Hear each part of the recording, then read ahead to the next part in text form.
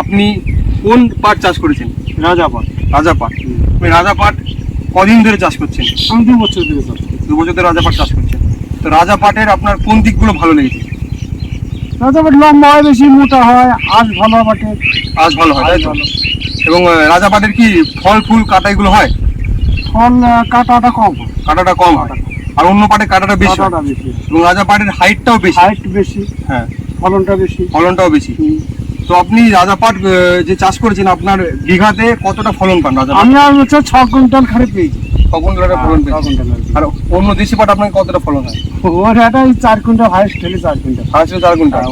আর বেশি হয় না। রাজা পাট বিঘাতে 6 কুইন্টাল। 6 কুইন্টাল তো আপনার ফলনও বেশি এবং আপনার তো তাহলে বেশি লাভও হয়। লাভ হবে।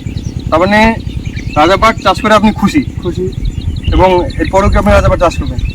অবশ্যই চাষ করবেন, কারণ ফলন যেহেতু ফলন বেশি। পেলেই চাষ করবে চাষি। আর আপনার এই যে হাতে যে পাটটা ধরেছেন, এটা কোন পাট? এটা রাজা পাট। আর এইটা কোন পাট?